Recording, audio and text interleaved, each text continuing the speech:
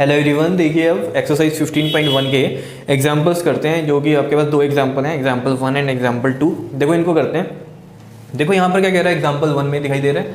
देखो क्या कहता है, the given graph represents the total run scored by the two batsman A and B during each of the 10 different matches in the year 2007। देखो दो batsman है ए और B, उनके रन्स के बारे में बताया हुआ है। टोटल रन्स उनके कितने मैचेस में, 10 डिफरेंट मैचेस में, ठीक है। 10 मैच हुए हैं, उनमें उनके कितने कितने स्कोर हुए हैं उसका ग्राफ बताया हुआ है, ठीक है, जो कि 2007 में हुए होंगे, ठीक है। Study the graph and answer the following questions, और ग्राफ को स्टडी करो और इनके क्वेश्चंस के आंसर दो। देखो पहले तो ग्राफ को स्टडी करते हैं। देखो इसमें जो आपके पास ये हॉरिजॉन्टल लाइन है, ये एक्स एक्सिस होती है, इसमें मैचेस बता दिए, 10 मैचेस हुए हैं ये, ठीक है। और यहाँ पर रन्स के बारे में बता दिया वाई एक्सिस पे, ठीक है। तो देखो यहाँ पर जो डॉटेड लाइन है वो बैट्समैन ए के रन्स बता रही है, और जो डार्क लाइन है वो बैट्समैन बी के रन बता रही है, ठीक है। जैसे फर्स्ट मैच में देखो, फर्स्ट मैच में जो बैट्समैन ए है उसने कितने रन लिए होंगे, 20 रन बनाए होंगे, ठीक है। और फर्स्ट मैच में बैट्समैन जो बी है, बी वाला ये है डार्क वाला, इसने कितने रन बनाए हैं, 60 रन बनाए हैं। क्लियर है। तो इस तरीके से पूरा ग्राफ दिया हुआ है, आपको समझ में आ रहा होगा, ठीक है। अब इसके जो है हम क्वेश्चंस को देखते हैं। देखो यहाँ पर क्वेश्चंस में क्या कह रहा है, देखो दिखाई दे रहे हैं, कह रहा है what information is given on the two axis पे क्या इंफॉर्मेशन है, तो आप बता सकते हो इसको। देखो एग्जाम्पल 1 हम कर रहे हैं यहाँ पर, ठीक है। तो इसका जो फर्स्ट पार्ट का जो आंसर है वो आप लिख सकते हो। क्या लिख सकते हो इसमें अंदर आप, कि टू एक्सिस, तो देखो एक्स एक्सिस रिप्रेजेंट्स मैचेस, ठीक है, प्लेड ड्यूरिंग 2007, ठीक है। एंड वाई एक्सिस, या फिर हम बोल सकते हैं वर्टिकल जो हमारा एक्सिस है वो Y axis shows total runs scored, ठीक है। बस ये चीज़ लिखनी है। सेकंड में देखो जरा क्या कहता है, कहता है which line show the run scored by batsman A. Batsman A की कौन सी लाइन है, देखो बैट्समैन ए की ये डॉटेड लाइन है, तो आप यहाँ लिख दो डॉटेड लाइन, ठीक है। ये शो कर रही है बैट्समैन ए के रन्स, ठीक है। और थर्ड पार्ट में चलते हैं। देखो were the run scored bye them same in any match इन 2007। कह रहा है किसी मैच में इन दोनों बैट्समैन ने सेम रन बनाए हैं, if so in which match. तो देखो ज़रा यहाँ पर अगर आप को दिखाई दे कि किसी भी पॉइंट पे दोनों लाइंस मीट कर रही हैं क्या, देखो यहाँ पर तो नहीं कर रही, यहाँ भी नहीं कर रही, इसमें भी नहीं कर रही, यहाँ मीट कर रही हैं। देखो यहाँ पर अगर आप देख रहे हो ये डार्क वाली भी यहीं आ रही है और ये डॉटेड वाली भी यहीं आ रही है। इसका मतलब ये कौन से मैच में इन्होंने सेम रन बनाए हैं, 60 रन बनाए हैं। किस मैच में, लेकिन ये देखो फोर्थ मैच में, तो आप लिख दो फोर्थ मैच में बनाए हैं, ठीक है। तो यस लिख के फिर लिखना फोर्थ मैच में, ठीक है। और फिर फोर्थ पार्ट देखो क्या है, among the two batsmen who is steadier how do you जज इट। देखो टू बैट्समैन में से स्टेडियर कौन, स्टेडियर मतलब आप समझ सकते हो कि भाई रिलायबल कौन सा है, जो टिकने वाला हो पिच पर, ठीक है। तो वो हम कैसे जज कर सकते हैं ये भी आपको बताना है। तो देखो इसको आप कैसे सोच सकते हो। देखो यहाँ पर अगर आपको दिखाई दे रहा है जो बैट्समैन ए है, ठीक है, उसने सबसे ज़्यादा रन मारे हुए हैं एक बार, कितना 115 यहाँ से अगर आप देखो सबसे ज़्यादा पीक पे जा रही है ना ये लाइन, ठीक है। बाकी सब नीचे में इस तरीके से, ठीक है। लेकिन अगर आप बैट्समैन ए पे ध्यान दो, इसकी जो ये जो लाइंस हैं ये देखो बिल्कुल नीचे भी आ रही हैं, मतलब ये 0 पे भी आउट हुआ है, और देखो कितने कम स्कोर्स भी इसने लगाए हुए हैं, ठीक है। देखो कितनी बार आउट हुआ है ना। लेकिन अगर आप बैट्समैन बी की अगर बात करो, ठीक है, इसने इतने रन नहीं मारे कि इसने 100 कितने 115 मारे थे एक बार, लेकिन इसकी जो परफॉर्मेंस है ना वो कंसिस्टेंट है। देखो ये इसकी जो ये लाइंस है ना बहुत ही नीचे नहीं आ रही हैं। किसी में इसने 60 रन मारे, किसी में 40, किसी में 60, फिर किसी में 45, ठीक है, फिर किसी में इसने 100 भी स्कोर किया है। तो आप ये देख रहे हो इसने मतलब कुछ ना कुछ स्कोर किया ही है, ठीक है ना। ऑन एन एवरेज इसने अच्छा स्कोर किया है, ठीक है। किसी मैच में ये डक पे नहीं आउट हुआ, तो मतलब इस पे हम भरोसा कर सकते हैं, किस पर, बैट्समैन बी पर, ये रिलायबल है हमारे लिए, ठीक है। तो ये चीज़ हम यहाँ पर लिख सकते हैं, क्या है ना, among the two batsmen who is steadier. तो कौन है स्टेडियर इसके अंदर, तो बैट्समैन बी है स्टेडियर, ठीक है। उसके हम रीज़न लिख सकते हैं कि इसमें क्या है, ये कंसिस्टेंटली परफॉर्मेंस अपनी दे रहा है, ठीक है। ये चीज़ आप यहाँ से पढ़ सकते हो। देखो क्या कह रहा है यहाँ पर, कहता है batsman A has 1 great peak but many deep valleys, ठीक है। एक ग्रेट पीक है इसकी, लेकिन बहुत सारी क्या है, डीप वैलीज है। देखो कितनी नीचे आ रही है dotted lines. He does not appear to be consistent, वो कंसिस्टेंटली खेल नहीं पा रहा।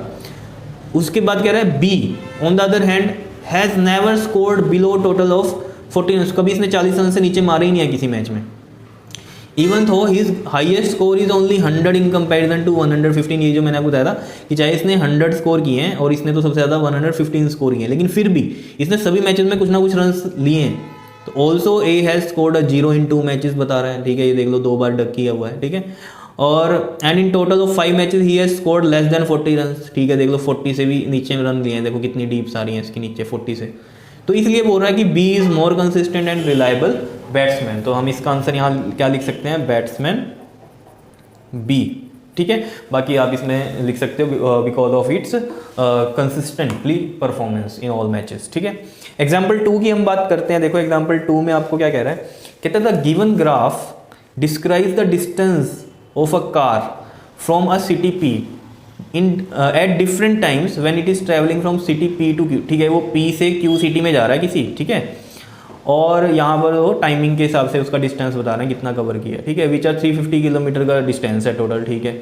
Study the graph and answer the following. देखो बिल्कुल सिंपल सा ये किंग तो आपको समझ में आ गया होगा, 0 से 8 में 8 का गैप है ना, और 8 to 9 में 1 का गैप है, ठीक है, इसलिए ये क्या बना देते हैं हम, जिगजैग सा बना देते हैं कि ये 0 से 8 का यहाँ पर कंपनसेट हो जाए। यहाँ नहीं लगाया क्योंकि यहाँ बराबर है गैप, 0 से 50, 50 से 100, 50-50 का गैप है सब में, इस वजह से, ठीक है। यहाँ लेकिन गैप 8 का है और बाकी में 1-1 का गैप है, इसलिए यहाँ पर ये जिगजैग लगाया, ठीक। अब इसको समझो, जैसे 8 AM to 9 AM उसने डिस्टेंस कवर किया 50 किलोमीटर का, 9 AM to 10 AM पे वो कहाँ पहुँच गया 150 किलोमीटर पर। लेकिन अगर आपसे पूछा जाए ना कि 9 to 10 AM में उसने कितना डिस्टेंस कवर किया, तो देखो यहाँ 150 है और ये वाला कितना है 50 है, तो 150 में से 50 माइनस करेंगे तो यहाँ से यहाँ उसका कितना डिस्टेंस हुआ 100 का डिस्टेंस हुआ। ऐसे ये सारे आपको बताई हुई हैं चीज़ें जो भी यहाँ पर लाइन्स लगाई हैं, ठीक है। तो चलो पढ़ते हैं इसको। पूछा गया इसमें आपके पास एग्जाम्पल 2 दिखाई दे रहा है सभी को, देखो ज़रा एग्जाम्पल 2 दिखाई दे रहे हैं, ठीक है। देखो जरा इसमें क्या कहता है, कहता है what information is given on the 2 axis. देखो यहाँ एक्सिस नहीं लिखा बिकॉज 2 हो गए ना, ठीक है, तो 2 के लिए देखो सिंगल होता तो मैं लिखता एक्सिस, 2 हो गए तो क्या लिखा हमने एक्सिस लिखा, ठीक है, कहीं को समझ में नहीं आती ये बात।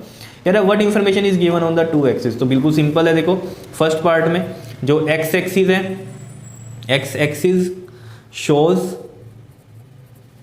टाइम, ठीक है, and Y axis shows distance. कितनी बात समझ में आई है नहीं, ठीक है, ये तो सिंपल सी बातें हैं। सेकंड देखो from where and when did the car begins its journey. Where मतलब पी सिटी से चला था वो, इसने बोला था पी से चला है क्यू तक जाना है उसे, ठीक है। तो फ्रॉम पी और कब 8 AM यहाँ से स्टार्ट हुई है ना उसकी जर्नी, तो 8 AM तो आप लिखोगे यहाँ पर from city P at 8 AM, ठीक है जी। थर्ड पार्ट पे आ जाओ, देखो क्या कहता है, how far did the car go in first hour. First hour में वो कितना दूर गई, देखो यहाँ पर ये देख लो 0 और 9 पे कितना है 50 है, तो यहाँ पर आप देखो 50 माइनस 0 कितना हो गया 50 किलोमीटर गई है वो, ठीक है। फोर्थ में करते हैं, ठीक है। उसके बाद देखो how far did the car go during the second hour. तो सेकेंड आवर में, सेकेंड आवर कौन सा है 9 to 10 वाला, तो ये मैंने आपको भी बताया था ये 150 है और यहाँ पर ये कितना है 50 है, तो 150 माइनस 50 कितना हो गया 100 किलोमीटर, ठीक है। इसके सेकंड पार्ट में क्या कहता है थर्ड आवर में, थर्ड आवर कौन सा हो गया आपके पास 10 to 11 का, तो 10 में गया वो 150 है और 11 में कितना है 200 है, तो 200 में से 150 माइनस करो 50 किलोमीटर गया है वो थर्ड आवर में। कितनी बात समझ में आई है या नहीं, ठीक है। उसके बाद फिफ्थ देखो क्या कह रहा है, वॉज द, दिखाई भी दे रहा है ये, ठीक है, was the speed same during the first 3 hours. कह रहा है क्या स्पीड सेम थी during the first 3 hours and how do you know it. देखो बिल्कुल सिंपल सी कहानी है, अभी हमने देखा कि फर्स्ट आवर में कितना डिस्टेंस कवर किया उसने 50 का, अगले में 100 और फिर अगले में 50, तो ऑब्वियस ही बात है सेकेंड आवर में वो ज़्यादा डिस्टेंस कवर कर रहा है, तो यानी यहाँ स्पीड ज़्यादा रही होगी, तो यानी कि सेम स्पीड तो नहीं रही होगी, समझ रहे हो, इसीलिए तो डिस्टेंस अलग अलग आ रहा है हर आवर्स में, ठीक है।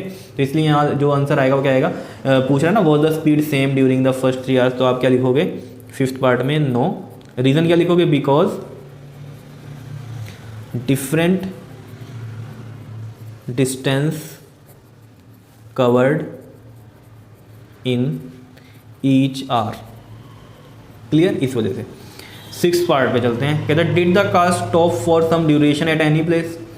कहीं पर कार रुकी थी, तो देखो अगर ये हॉरिजॉन्टल लाइन आपको दिखाई दे रही है जैसे हमने एक्सरसाइज में भी क्वेश्चन किया था, तो यहाँ पर देखो 11 AM पे भी 200 है और 12 AM पे 12 नून पर क्या है ये भी 200 है, तो इसका मतलब क्या है कि वो 1 घंटा उसने कार चलाई ही नहीं है, इसका मतलब तो यही है ना, यहाँ पर रेस्ट लिया है, तो आप क्या लिखोगे did the car stop for some duration, तो लिखोगे यस, ठीक है। और जस्टिफाई यूर आंसर कह रहा है, तो आप क्या लिखोगे इसमें बताओ, जल्दी से बताओ, मैंने वहाँ भी लिखवाया था आपको।